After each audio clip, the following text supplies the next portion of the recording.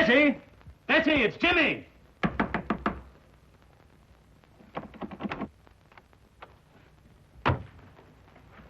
Mr. Durham, something's happened to Betty. Force the door open.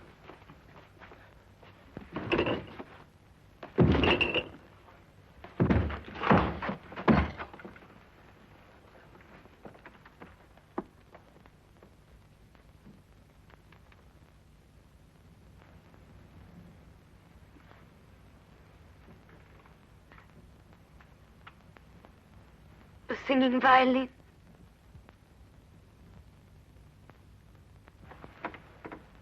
Betty, darling. The singing violin. It was here again. I saw it. I heard it. The singing violin. I heard it. Betty. I saw it.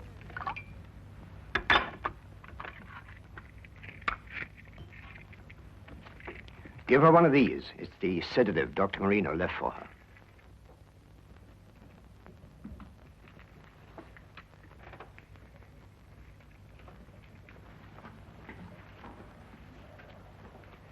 She will attend to my stepdaughter.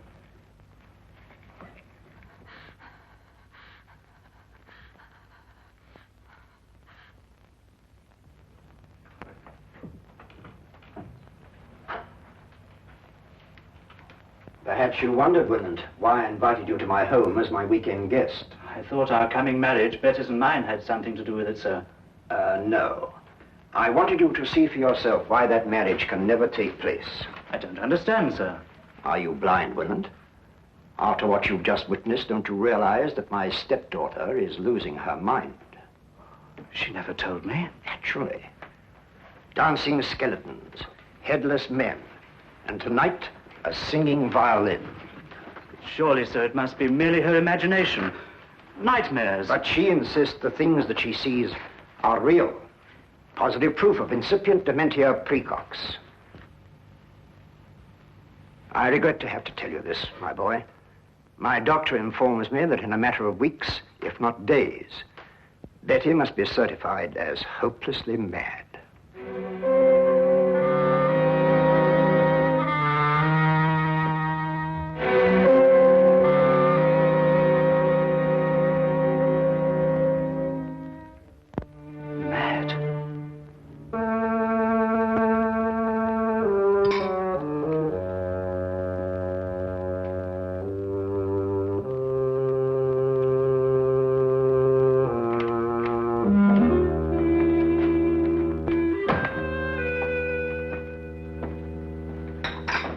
Finished, sir? Yes. Get out the Thompson file, Wilkins. You know that hatchet killer. Yes, sir.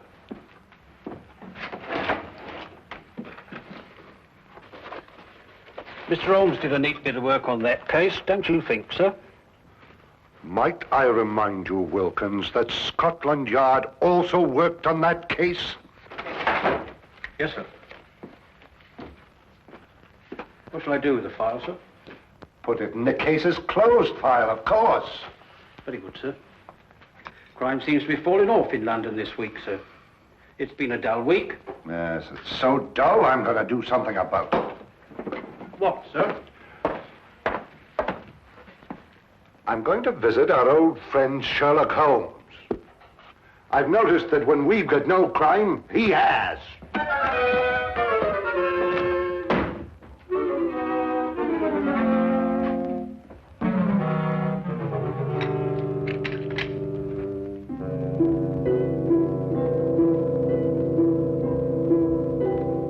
A beautiful girl having hallucinations. A worried housekeeper. An austere stepfather. A heartbroken boy. A gloomy old house in a quiet section of London.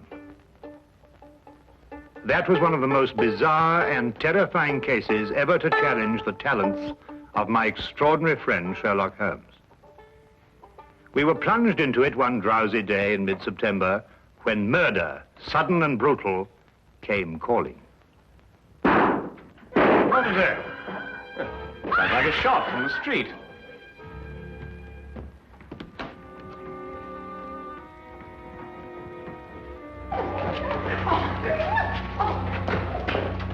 Stand back there. Stand back, please. What's happened to your passenger? He's dead, sir. Dead? True enough. He's been shot. What's going on here? This man in the carriage, Inspector. Shot he was, sir. All right, let's stand back here, please. Stand back, please. Stand back. Let's move along here, please. Please. Stand back, please. Move along here, please. Please stand back. Move along here, please. Move along. Officer, Yes, sir. you take charge here. Yes, sir. All right, driver. What do you know about this? I don't know.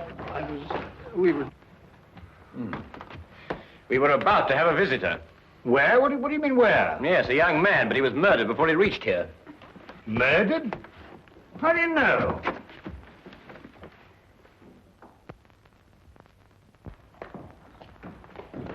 Let's move along, please. Move along. It's all over. Move along, please.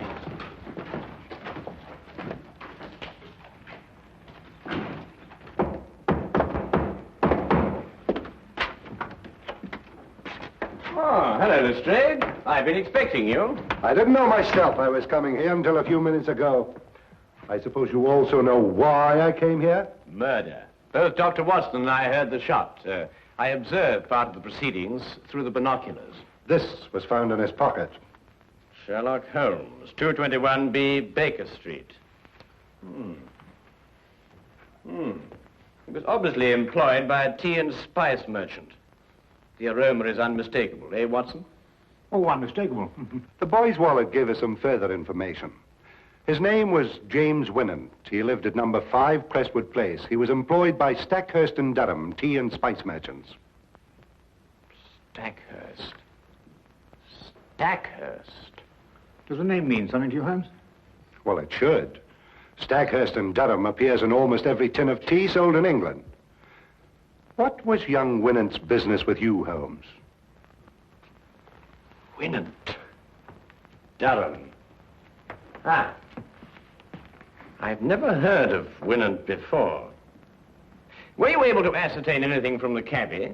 No, one of the passers-by heard him say, "The singing violin." The singing violin? No, that can't mean anything, I'm sure. Can't mean anything, Lestrade. Well, now, of course not. Get your hat, Watson. Well, where are we going, Holmes? To interview the murderer of Jimmy Winant, of course. You mean to say you know who killed him? Of course I do. Don't you?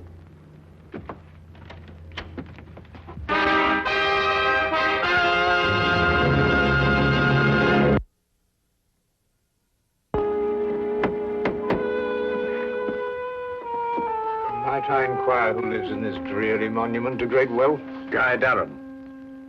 Durham? Wasn't he one of the partners of the firm that employed young Winant? Yes, the only surviving member. Stackhurst died 15 years ago. Holmes, you said we were going to visit Winant's murderer.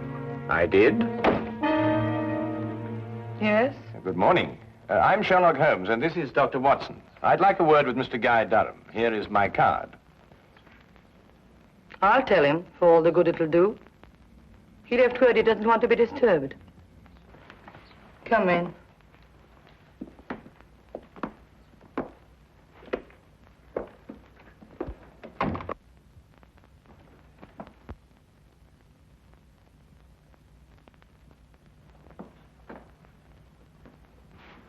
Oh, permit me, madam, to congratulate you on your new position. Thank you. How do you know I'm new here? Mrs. Ferguson, who is at the door? Excuse me.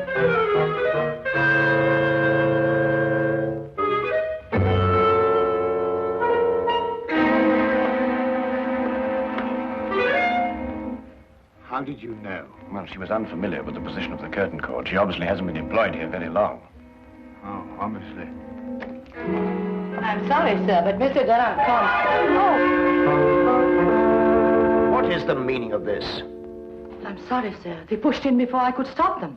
I must apologize for this intrusion, Mr. Durham, but it's imperative that I speak to you. Oh, very well. As long as you're here, what do you want? I take it you are Sherlock Holmes. At your service, sir. And this is my friend and colleague, Dr. Watson. Pleasure, sir. How do you do?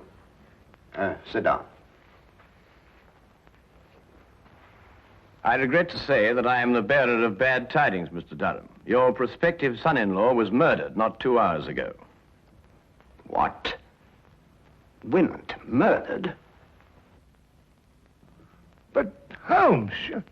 The engagement announcement of Miss Betty Durham and Mr. James Winant was published in the Times not 2 days ago. Mr. James Winant was on his way to see me when he was ambushed and shot. But what did he want to see you about? Don't you know Mr. Durham? No. Then perhaps Miss Betty, your stepdaughter, I believe. Yes, Betty is my stepdaughter. I adopted her when I married her mother. Perhaps she might be able to provide some information. I am sorry. I'm afraid I cannot allow you to see her. She has been in a highly overwrought frame of mind of late. Only this morning, under the advice of her doctor, I sent her away for a complete rest. Moreover, it is best under her present mental condition that she should remain in ignorance of Winant's death. Oh, that's most unfortunate. Probably the excitement of her forthcoming marriage brought on an emotional upset. Not only probably, Doctor, but true. And now, if you'll excuse me, I regret I cannot be of any more help to you. Oh, Mr. Durham, what is the name and address of your former housekeeper? Why do you ask? Well, housekeepers are rather hard to come by these days. If she hasn't already found a new position, I'd like to employ her. Oh, I prefer not to recommend my former housekeeper. I had to discharge her for theft. Good morning, gentlemen.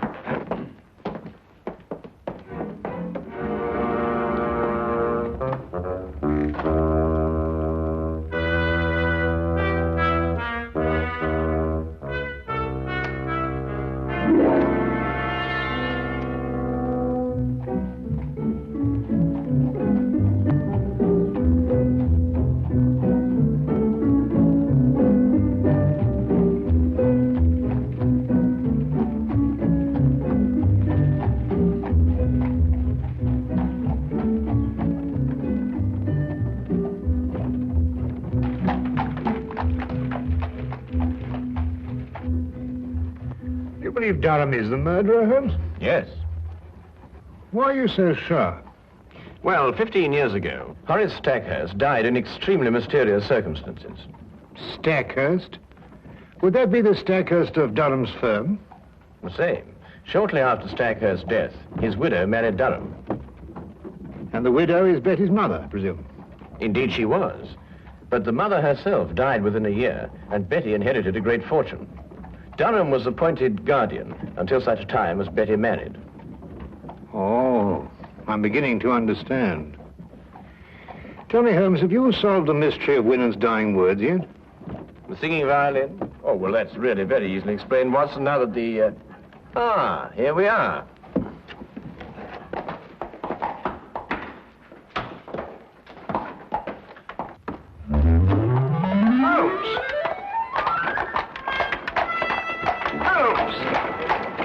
It was just like Holmes to leave me in the middle of an unfinished explanation, bursting with curiosity. But there was nothing I could do about it except wait for his return.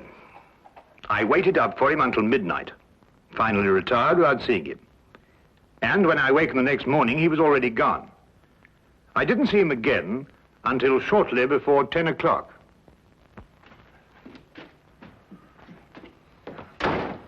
Hello, where have you been? Do you mind going to the window, Watson? What? I've got a surprise for you. Oh, Go on. all right.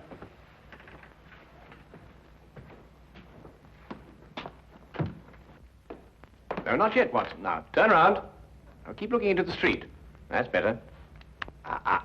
Now. Won't be a minute now. All right. Turn around.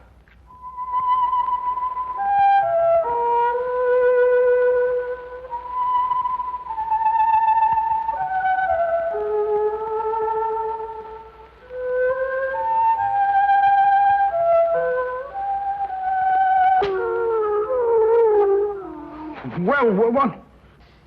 A singing violin. Well, that's fantastic. Yes, a fiend with a diabolical mind, our Mr. Durham. Soap on the bow so that no sound should come from it, and this. Come along, Watson. Where to? To complete a plan which this time only you can effect. Oh, really? After you.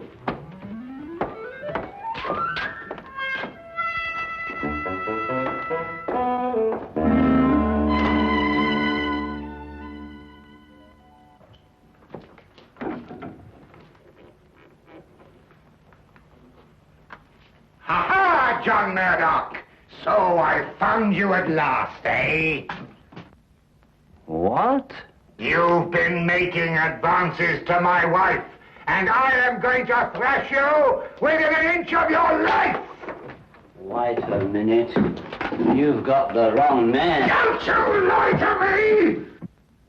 I'm not John Murdoch, I tell you. Help! There's a lunatic loose. Oh, so it's a fight you wanted it? I've heard about men like you before. You smiled your last smile, my voyaging vagabond.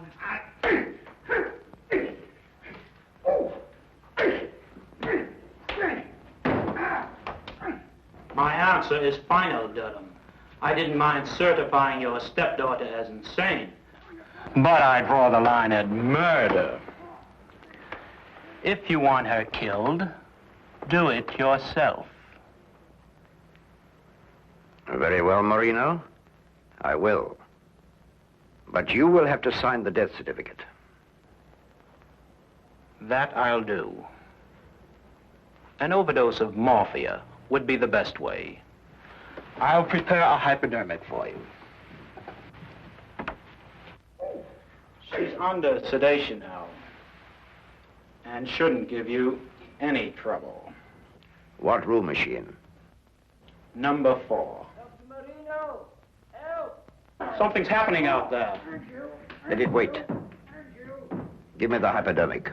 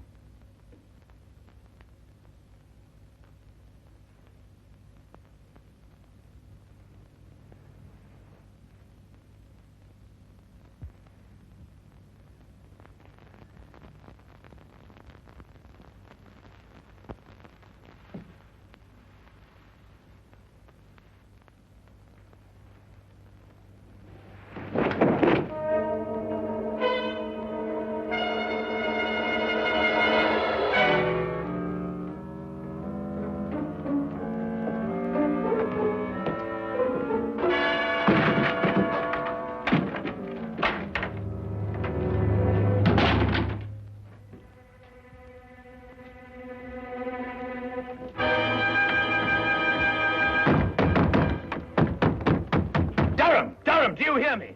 Don't dare touch that girl. Don't you dare touch her. Or by all I hold sacred, I'll kill you. Durham, Durham, do you hear me? Durham! Durham!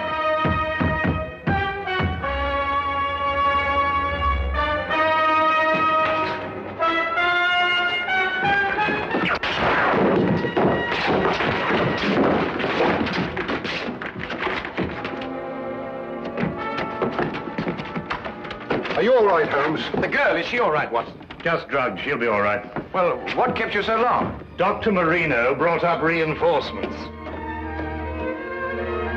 When I came here in answer to your summons, I found Dr. Watson fighting with 4 men.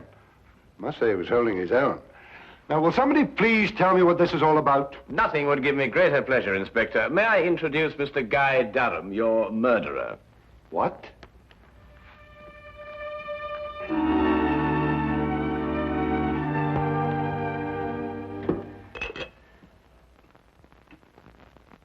Well, of course, Watson. I knew Betty was in danger when Durham mentioned Marino.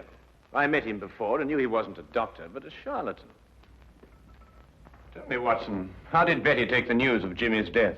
It came as a terrible shock to her, I'm afraid. Poor girl broke down completely. Well, she's young. She'll recover. And youth has a way of overcoming tragedy.